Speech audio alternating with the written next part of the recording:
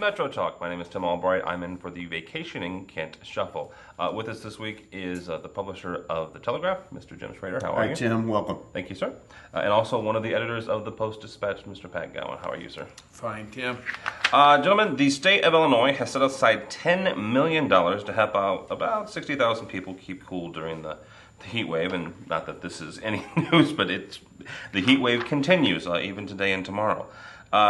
Jim, considering all of the financial issues that the state of Illinois has had this year, last year, throughout the last 5 or 6 years, should we be spending $10 million to help out these folks keep cool? Well, of all of the things that the state of Illinois wastes money on, keeping people alive, I think, probably should go towards the top of the list and not to the bottom of the list. You're talking about a state that can spend $10 million on some pretty frivolous things, shall we say. Some things that really don't have a lot of social conscience sometimes. $10 million to all of us is a huge amount of money. But we're talking about, in some cases, keeping people alive, or keeping them in their homes and keeping them alive. I think in the heat wave that we're going through right now, we're taping this on Monday. I heard on the radio on the way in that it's 98 degrees at noon, which means we're going to exceed 100 probably again today. And it's forecasted to be over 103 in the 103 to 105 range for the next 3 days before it drops back into the comfortable 90s. In the heat wave, I think it was 1986, there were like 150 people died in the St. Louis metropolitan area during that heat wave.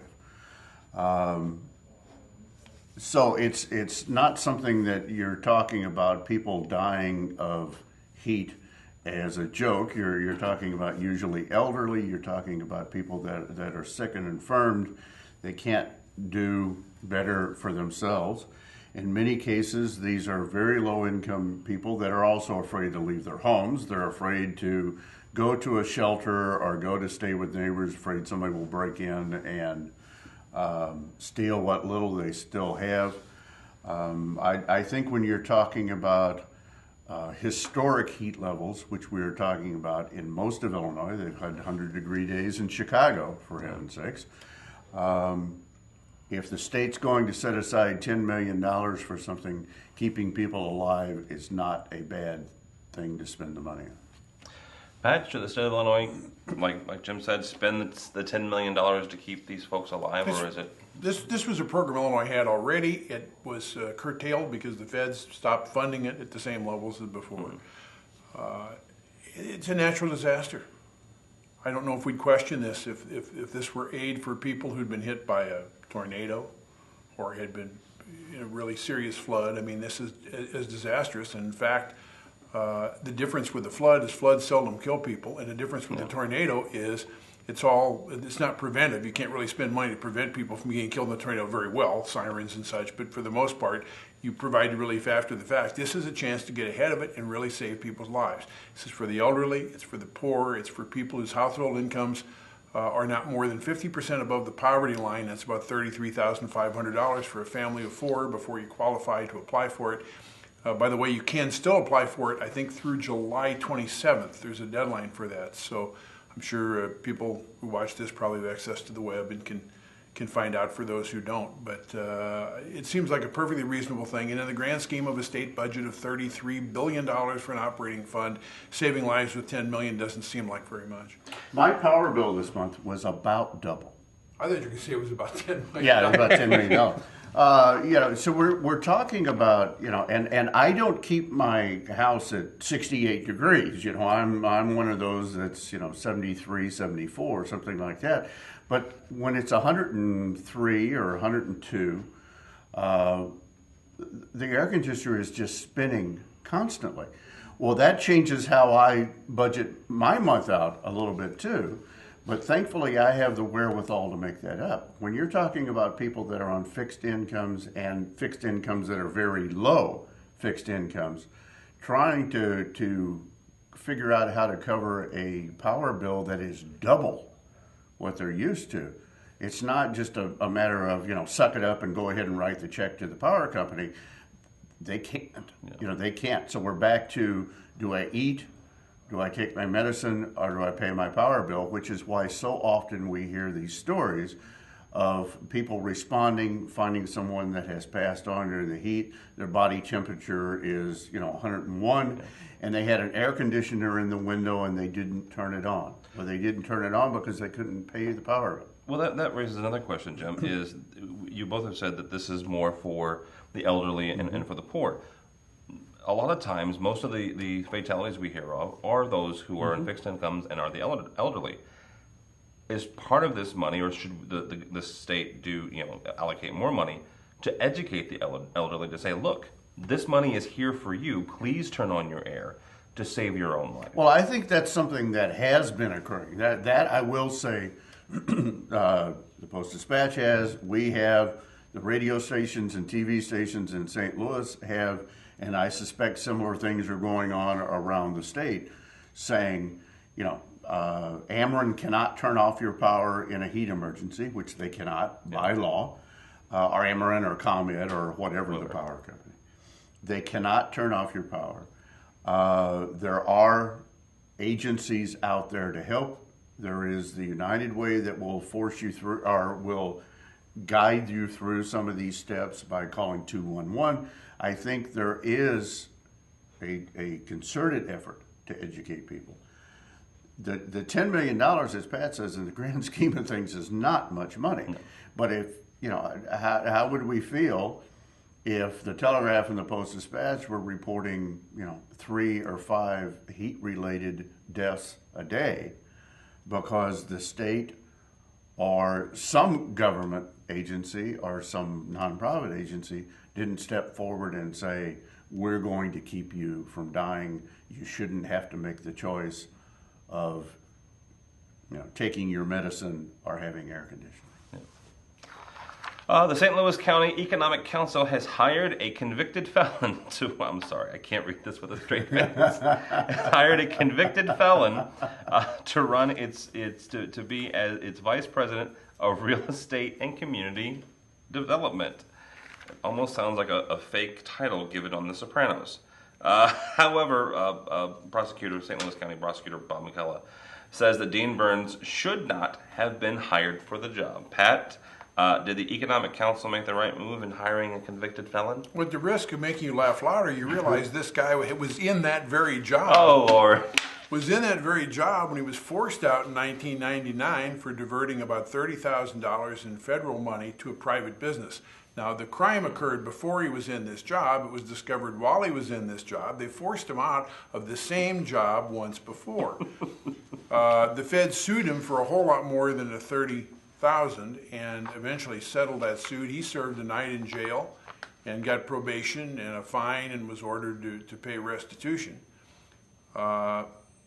When the Economic Development Council, which is a development arm of St. Louis County government, but it's run in a sort of a semi-independent way from the rest of the government, when called on this, they're saying, well, this guy's got such great credentials, such unique credentials, and effectively, they put this a little more artfully, but effectively they said, don't worry, we're keeping him away from the money.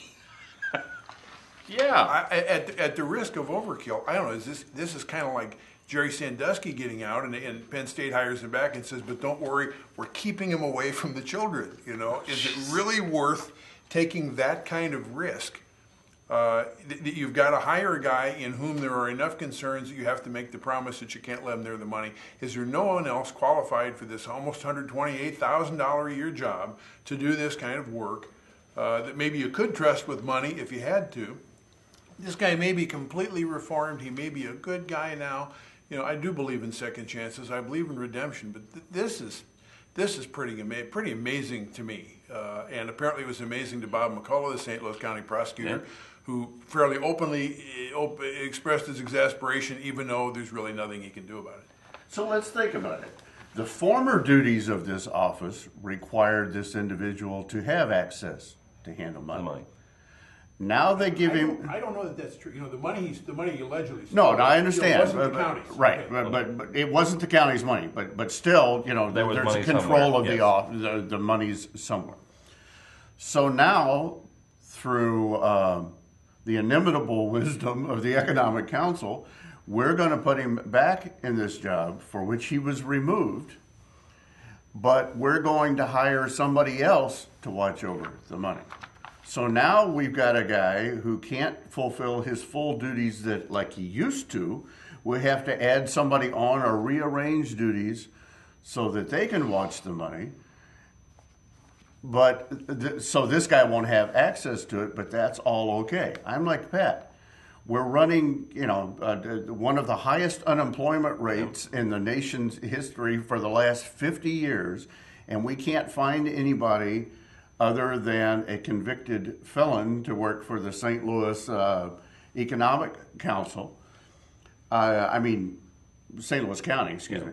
There's no such thing as patronage jobs. I want you to know that we do not have favoritism in any way, shape, or form in any form of government agencies, and that no taxpayer dollars would ever go to pay a convicted felon with an attaboy on the back while he cashes his $128,000 paycheck. The only time I've run into this somewhere, and it's interesting company to keep, is East St. Louis. And I can think of one official, but I believe I can think of at least two, who worked for the city, were convicted of crimes, went to prison, came back and worked for the city some more and were convicted of crimes.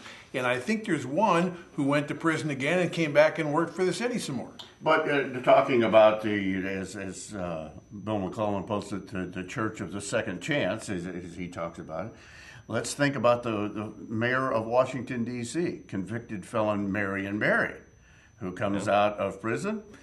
Yep, I was a doper. That's okay. I was caught on a sting. That's all right. I had a tendency to blow stuff up my nose, and soundly reelected. Thank you very much.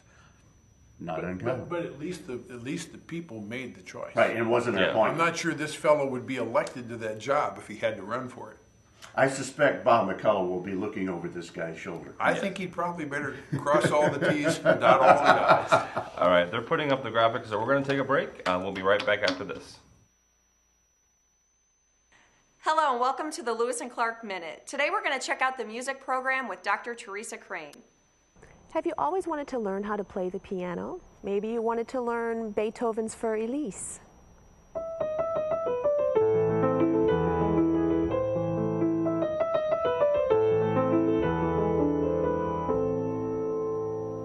Or maybe you like a more popular style like Jim Brickman.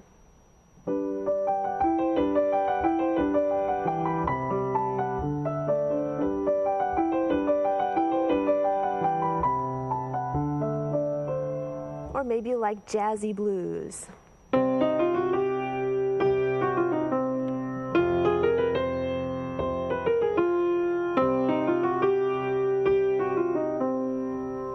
You can learn all this and more right here at Lewis and Clark Community College. This has been your Lewis and Clark Minute.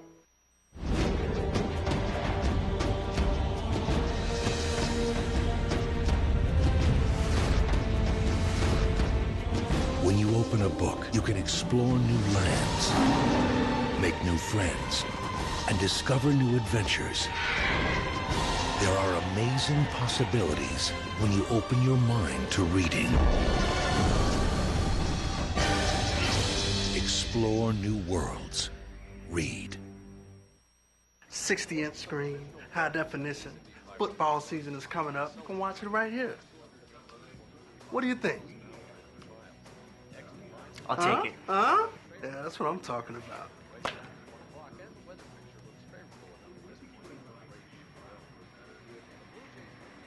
You're right. I don't need it.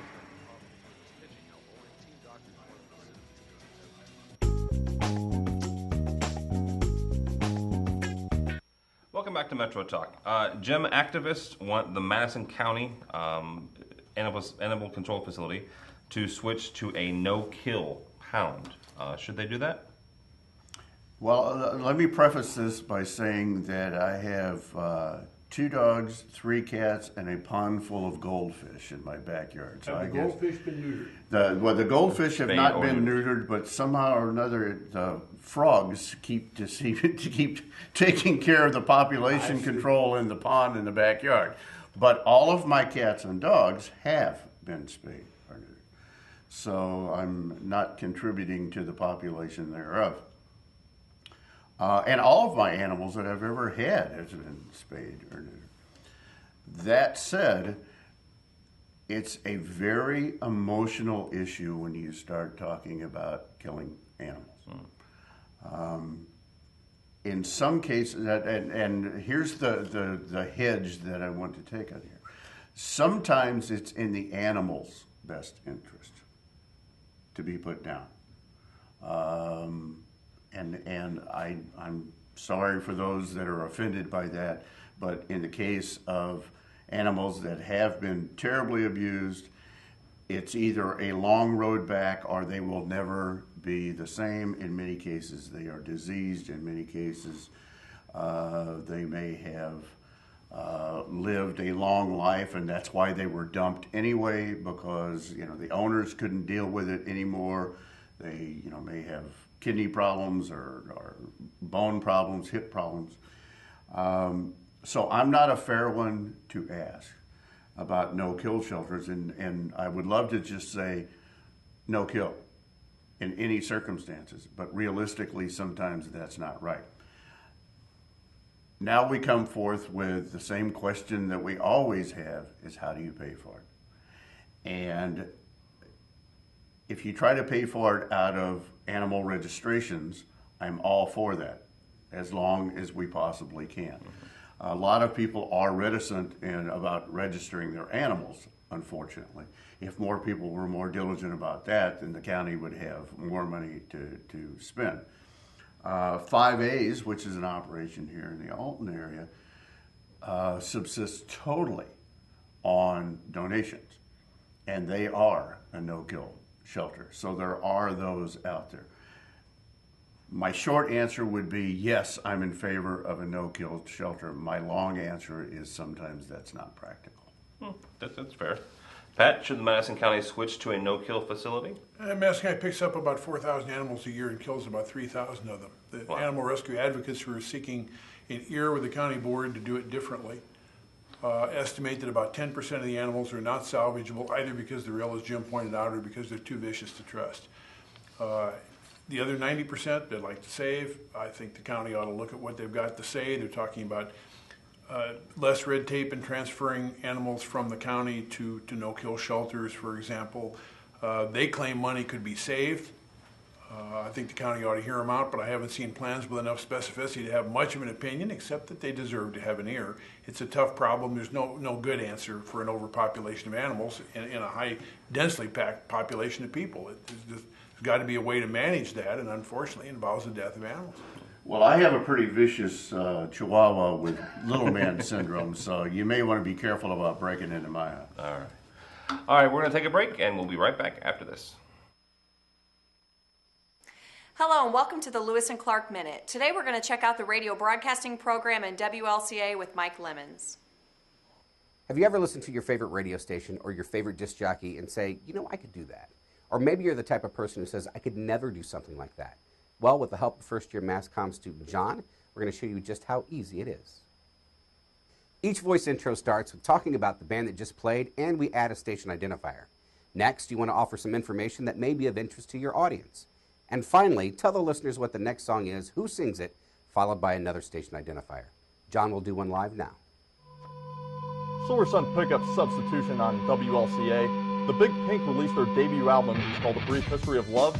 This single is off that album. It's The Big Pink with Dominoes. It's on College Radio's Best 89.9. This has been your Lewis and Clark Minute.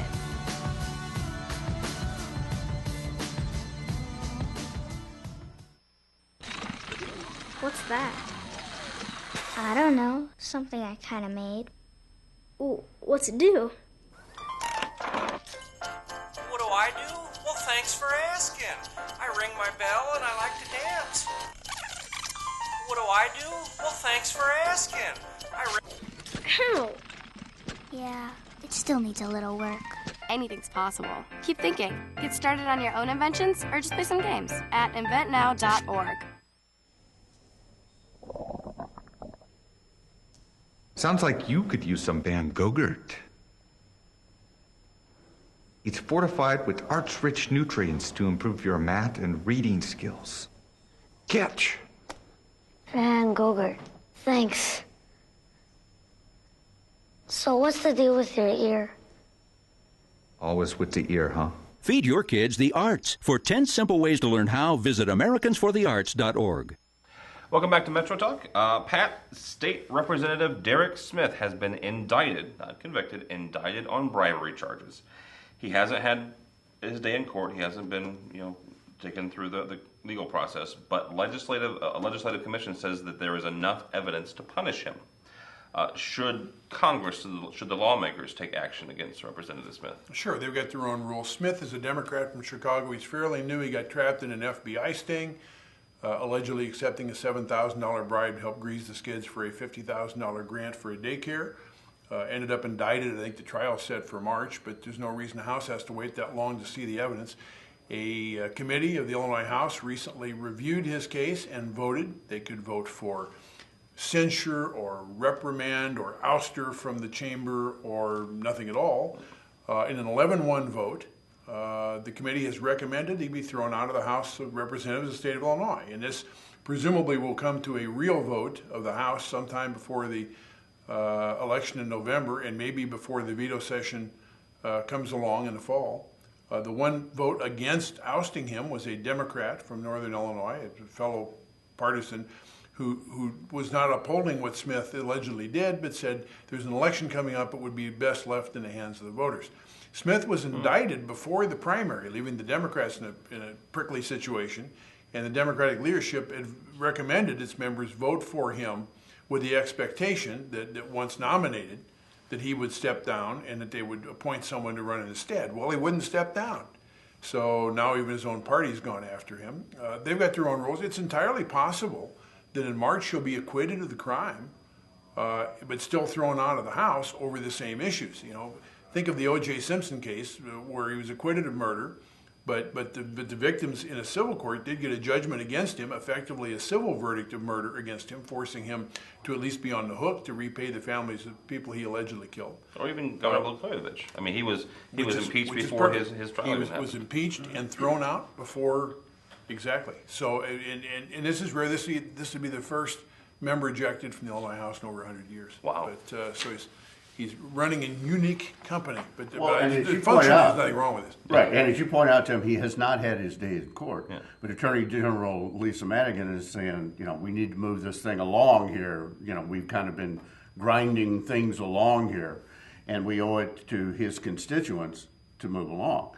I think this may be one of those cases, as we joked about earlier, for the St. Louis County Economic Council, where even if this individual were to be convicted and pay his debt to society, I suspect a political person like Representative Smith may come back again at some point in time and try to aspire to higher office. And it wouldn't surprise me to see him be reelected. I am not the judge, nor I am Solomon-esque enough to decide when someone has repaid their debt to society. But even if he is ousted from the House of Representatives for the balance of this term, let's say he is acquitted in March. Will he come back in the next election and run again and say, look, I was painted with a brush, I didn't do anything wrong, and he could easily be reelected. I can say that if he had diverted that $7,000 that he was charged with taking as the bribe to the $50,000 contract for child care, it could have been a $57,000 contract instead of $50,000, and everybody would have been happy. I might mention, too, that depending on the nature of the crime, the urgency might be different for the chamber to act, but this hits him right in the heart. This is an official accused of using his official position to accept the bribe. If they're ever going to police their own house, I mean, if this guy were charged with burglary or something, I mean, that would be terrible. A man charged with breaking the law who makes laws, but it wouldn't have a direct impact on what he does as a legislator, and this does. So I see why there would be urgency in getting this dealt with. Interesting. Jim, State Senator Kirk Dillard says that the number of laws in Illinois has almost tripled in the last 30 years, going from 3 volumes to more than 9 volumes. Dillard says that it's time to get rid of a bunch of these that are redundant and kind of silly. His legislation would create an Office of the Repealer. Almost sounds like something President George W. Bush would say. Is it time to create an Office of Repealers? Yes, it is, and I want it known that I would like to be considered for the Office of the Repealers, because I think there are all kinds of stupid laws in the state of Illinois that need to be repealed. That said, absolutely. Point out, Jim hasn't repealed the first time, so well, that could be repealed. But we all hear all kinds of crazy laws that are still in the books, and you know, there really isn't a method to go back and deal with them, I suppose. Yeah. We still publish them in large volumes that lawyers are required to buy. You know, we all hear stories that, you know, it's illegal to spit on the sidewalk in Sunday in downtown DeKalb or something or other, and I don't know if that's one of them. Do the laws, are they enforced? Are they something that really are pertinent to today's operations? In many cases, not. I guess if we could get them off of the books or out of the books, you know, just kind of archive those and shelve them, we'd cut down on the number of volumes of law books that we have to generate every year. But something like that might take some very deserving lawyers and put them on the unemployment rolls because they wouldn't have laws to research and defend. I like the idea. There's some crazy stuff that I'm sure is still in the books that probably dates back to the early 1800s. Maybe we can clean off the slate a little bit. Jim, should we create an Office of Repealer and maybe save some trees and shrink our number of the volumes of laws? Well, it seems to make sense to me, although when you're writing laws, you're supposed to make them comport to everything else already. Some of this ought to go on as it goes along. As I'm sitting here, it occurred to me to wonder, how many volumes of the Bible would there be if the Illinois legislature were in charge of the Ten Commandments? Well, we wouldn't have any more commandments, but we'd have amendments to the commandments. Yes. You'd have probably a 50-volume Bible. I would expect. But I like that repealer thing. It sounds like it's going to be a TV series. You know, the repealer. A Quinn Martin production. Oh my gosh! All right. On that note, we're gonna head out of here before I get in trouble. With us this week has been Jim Schrader, the publisher of the Telegraph. Thank you, sir. Thanks, Tim. And also one of the editors of the Post-Dispatch, Mr. Pat Gowan. I'm Tim Albright, in for the Vacation in Kent Shovel. He'll be here next week. At least I hope he will. Thanks for tuning in. See you next time.